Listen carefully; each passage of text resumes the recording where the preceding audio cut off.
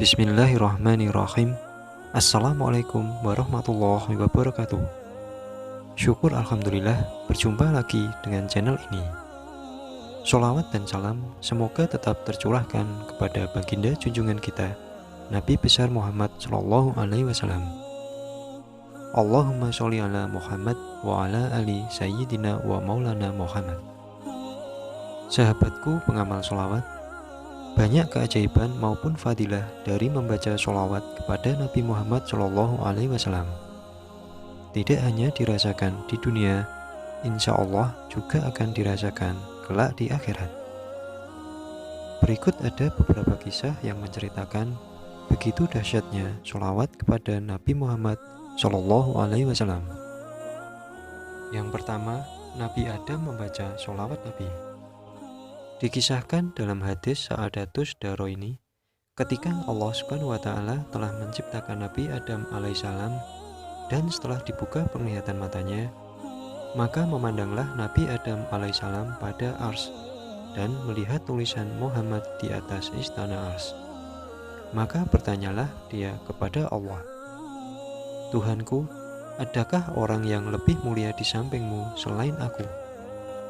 Jawab Allah Subhanahu wa Ta'ala, benar, dia adalah nama seorang nabi dari keturunanmu yang lebih mulia daripada engkau. Dan jika tidak karena dia Muhammad, aku tidak menciptakan langit, bumi, surga dan neraka. Setelah Allah menciptakan Hawa dari tulang rusuk kiri Nabi Adam alaihissalam, maka Nabi Adam mengarahkan pandangannya ke atas dan terlihat olehnya satu makhluk yang lain daripadanya, seorang wanita cantik jelita yang karenanya Allah Subhanahu wa Ta'ala memberikan rasa syahwat kepada Nabi Adam alaihissalam. Dan ketika itu bertanyalah Nabi Adam alaihissalam kepada Allah Subhanahu wa Ta'ala, Tuhanku, siapakah gerangan itu? Jawab Allah Subhanahu wa Ta'ala, itu Hawa. Nabi Adam berkata, kawinkanlah aku ya Allah dengan dia. Allah Subhanahu wa Ta'ala bertanya, beranikah engkau membayar mas kawinnya? Nabi Adam menjawab, berapakah mas kawinnya? Allah Subhanahu wa Ta'ala menjawab, supaya engkau membaca sholawat kepada yang mempunyai nama Muhammad Shallallahu Alaihi Wasallam 10 kali. Kemudian Nabi Adam alaihissalam bertanya, jika kulakukan itu, apakah engkau telah mengawinkan dia dengan aku? Allah Subhanahu wa Ta'ala menjawab, benar demikian.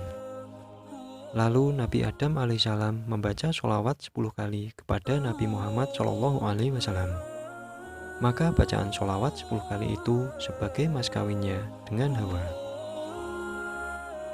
Kemudian kisah seekor unta yang dapat berbicara dengan manusia. Alkisah seorang Yahudi mencuri seekor unta milik seorang Muslim. Namun orang Muslim tadi malah dituduh mencuri unta itu. Bahkan Yahudi tersebut menghadirkan 4 orang munafik sebagai saksi untuk diajukan dalam pengadilan, supaya bersedia mendukungnya.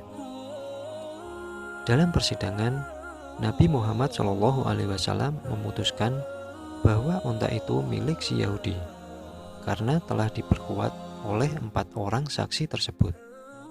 Alhasil, hukum potong tangan pun dijatuhkan kepada si Muslim.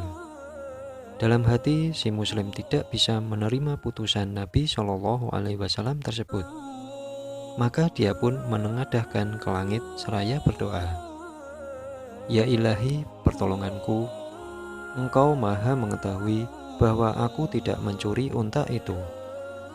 Lalu si Muslim berkata kepada Nabi Muhammad Shallallahu Alaihi Wasallam, ya Rasul, putusan Anda memang benar, tapi aku memohon sudilah kiranya Anda bertanya kepada unta itu. Rasulullah Shallallahu Alaihi Wasallam pun mengabulkan permintaannya dan langsung bertanya kepada unta itu, hai unta, milik siapakah sebenarnya kau ini? Layaknya manusia, unta itu pun angkat bicara, ya Rasulullah, sebenarnya aku ini milik si Muslim itu. 4 saksi yang dihadirkan si Yahudi adalah para pendusta yang jahat. Kemudian Rasulullah SAW bertanya kepada si Muslim, jelaskanlah amalan apakah yang kau lakukan sehingga Allah Subhanahu wa Ta'ala menolongmu dengan unta yang bisa bicara ini?"